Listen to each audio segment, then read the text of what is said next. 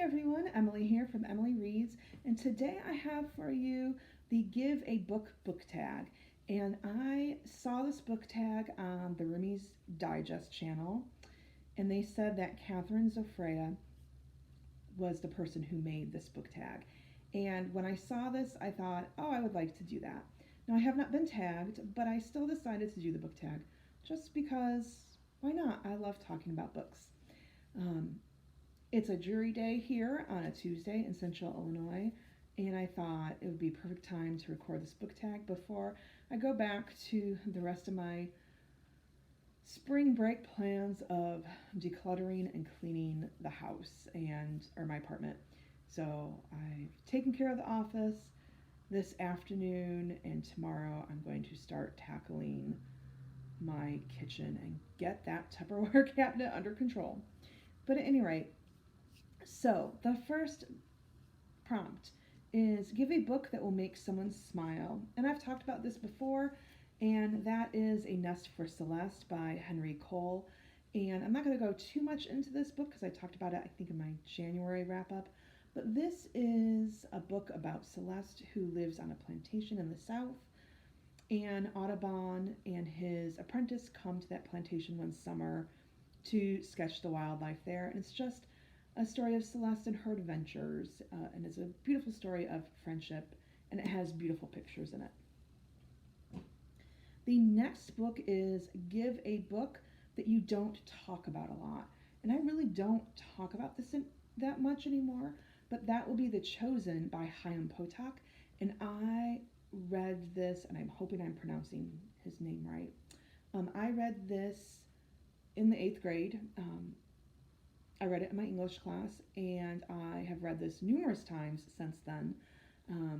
But this is the story of Reuven Malter, who's pictured in Danny Saunders. Reuven Malter is Orthodox Jewish, and Danny Saunders is Hasidic. And they are growing up, they're teenagers growing up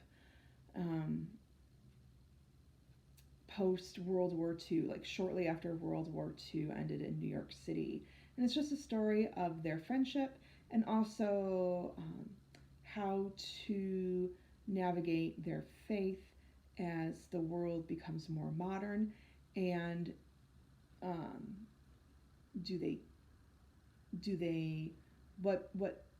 do they keep their faith, and what should they what modern belief systems do they accept? So that tension between the modern beliefs and then their traditional faith. I thought it was a beautiful book. Then the next prompt is give a book that you cannot stop talking about, and that would be anything by Robin Hobb. But I'm currently reading Fool's Fates, which is the 3rd book in the Tawny Man trilogy and the 9th book in the Realm of Elderlings. And Robin Hobb is just such a beautiful author. I have about a little over 100 pages left in this book. I really just want to spend my rest of the day reading, but I have to also be productive. But just to show you how I can't stop talking about Robin Hobb,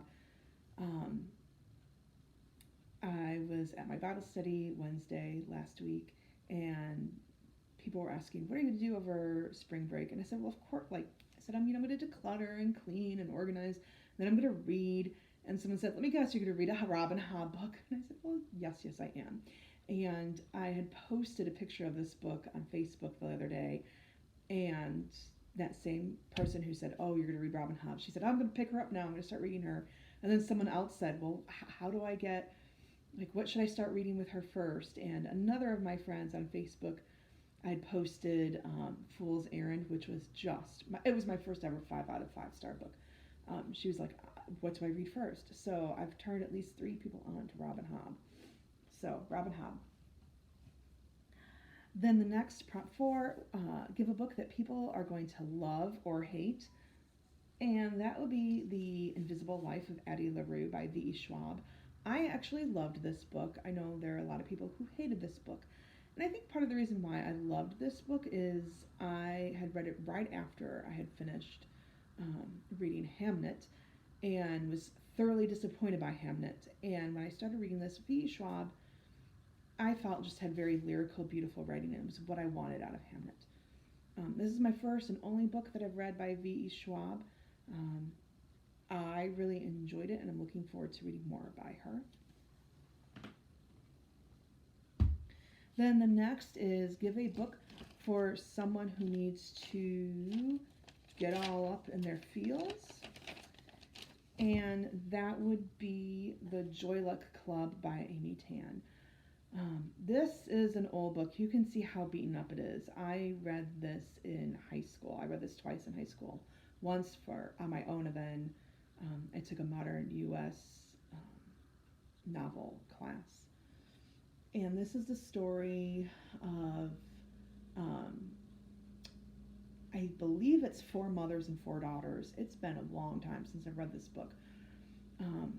But the mothers and their story of their experiences in China, and then their daughters are their lives and their experiences as first generation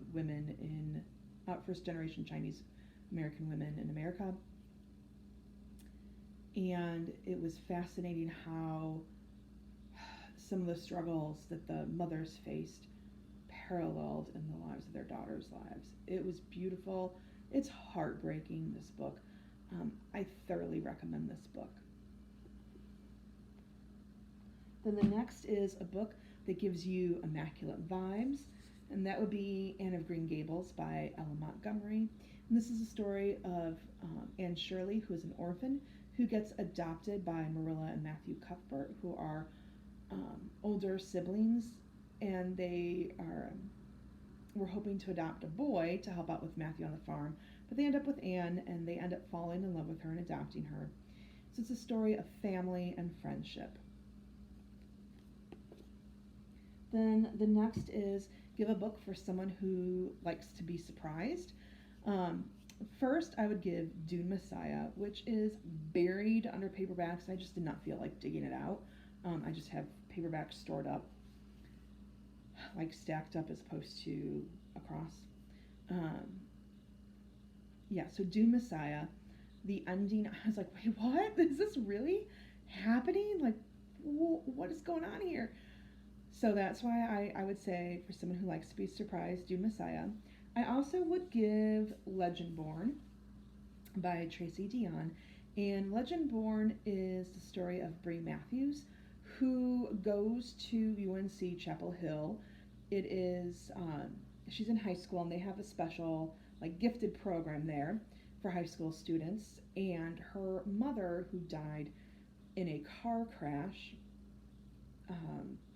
recently, also had gone to this program. And one of the first nights there at UNC Chapel Hill, she sees someone killing a demon with magic. And so this story is about, she learns about this group called the Legendborns, who have ties to King Arthur, and she also learns about the magic that she has from her mother. There's for sure a surprise twist. I am looking forward to Bloodborne, which comes out in November, I believe. Then the next book is give a book to someone who needs a little love, and that would be A Voice in the Wind by Francine Rivers. And this is the first book in a trilogy. And the first two focus mainly on Hadassah and Marcus.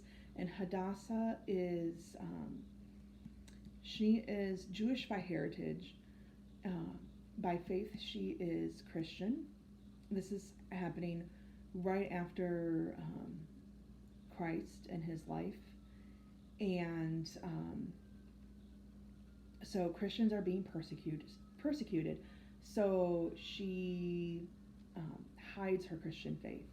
And she gets captured as a slave and comes to serve in Marcus and his family's house in Rome. They're Romans. Or no, they don't live in Rome, but they are Romans. And his family is very rich and very prominent. This story also follows this person, I cannot remember his name for the life of me. So we get some of his story. He is from a German tribe, and he also gets captured, and he gets sold, and he becomes a gladiator and fights in the gladiator rings.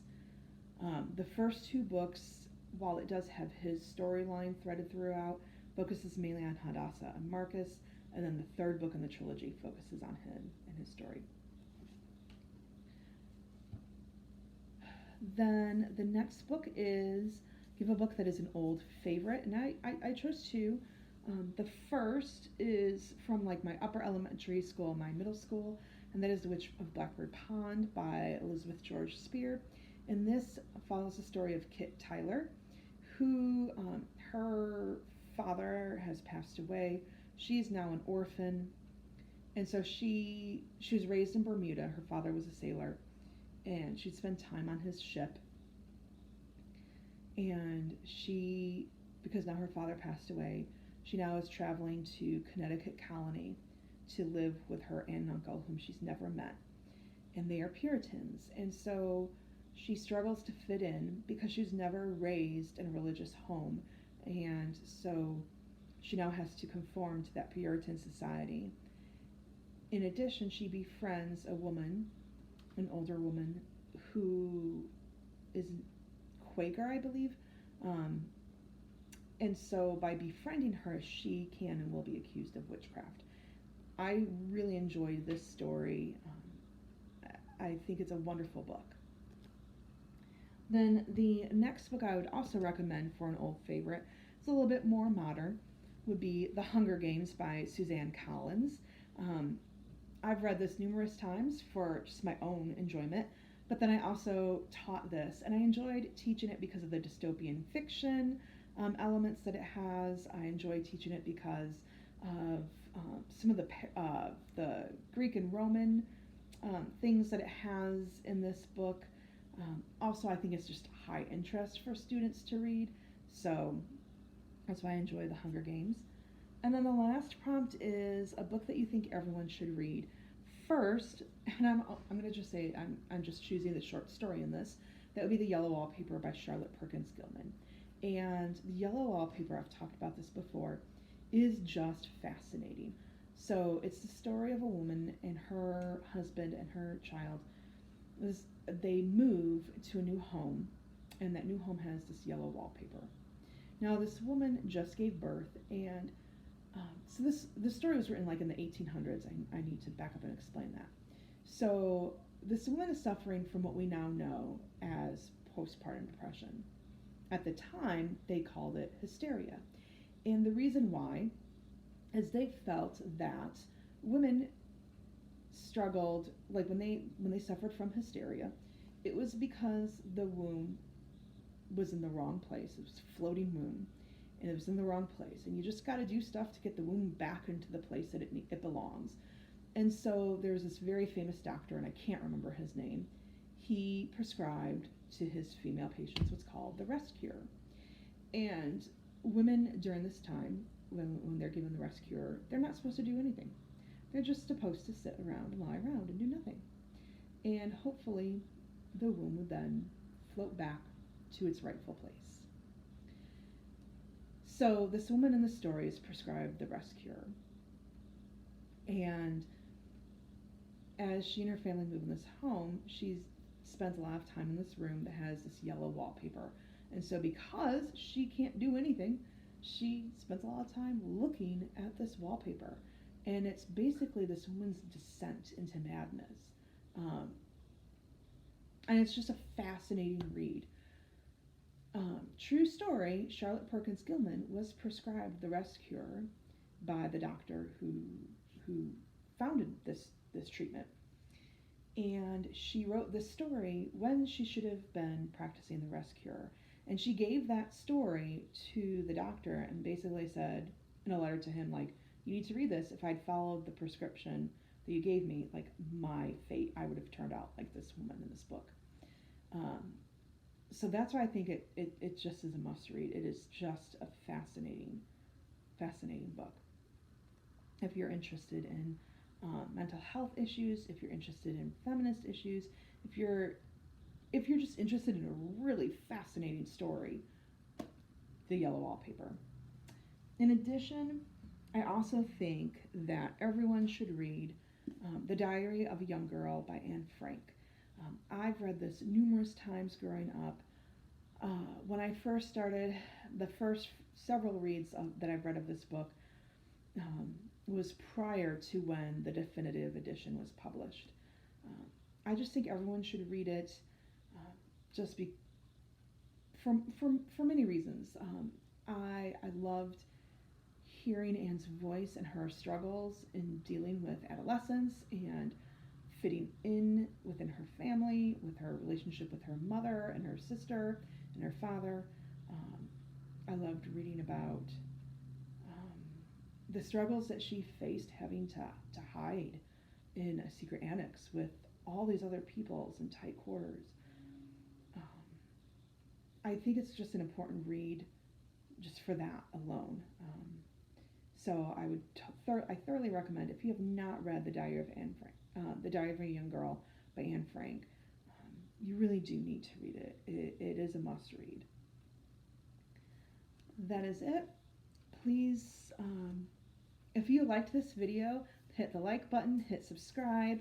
Please let me know what are some of your recommendations for the prompts that I mentioned. And I'm going to try tagging people. And I'm going to tag Derry from Derry's Read It Before, and Kyle. Thanks. Have a wonderful rest of your day.